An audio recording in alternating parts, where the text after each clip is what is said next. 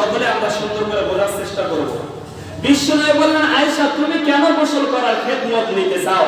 বলে, ইয়া রাসূলুল্লাহ, ইয়া হাবিবাল্লাহ, আমি হঠাৎ করে একদিন তাকায় দেখলাম আপনি নবী যখন গোসলখানায় চলে গিয়েছেন, আমি দরজার চৌকাঠ দিয়ে কিংবা আমি জানালার শাখা দিয়ে আমি তাকায় দেখলাম আপনি নবী যখন গোসল করতেছেন, দুনিয়ার কোনো মানুষ যখন গোসল করে ওই পানির ভেতরে কোনো ময়লা থাকে, ওই জায়গার ভেতরে কোনো ময়লা থাকে, কিন্তু আপনি নবী যখন গোসল করেন আপনার অঙ্গ ধৌত করা পানিগুলো যখন দুনিয়াতে পড়ে, পানিগুলো কেমন যেন চিকমিক করে জ্বলতে থাকে। বলেন না সুবহানাল্লাহ। বিশ্বনবী বললেন, আয়েশা তুমি যেহেতু আমাকে জিজ্ঞাসা করেছো, ও আয়েশা তুমি শুনে নাও, পৃথিবীর জমিনে যতগুলো নবী আছে সমস্ত নবীরাই হলো পয়গম্বর, আর এই পয়গম্বরদের শরীরটা হলো পবিত্র।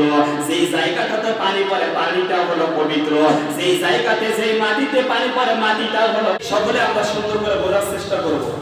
বিশ্বনবী বললেন, আয়েশা তুমি কেন গোসল করার খেদমত নিতে চাও?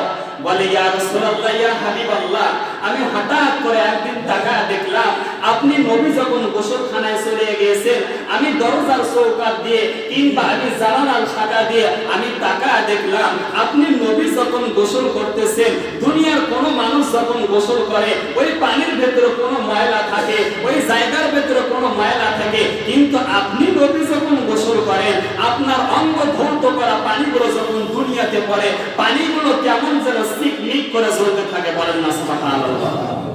বিশ্বনবী বললেন, আয়েশা তুমি যেহেতু আমাকে জিজ্ঞাসা করেছো, ও আয়েশা তুমি শুনে নাও, পৃথিবীর জমিনে যতগুলো নবী আছে সমস্ত নবীরাই হলো পয়গম্বর, আর এই পয়গম্বরদের শরীরটা হলো পবিত্র।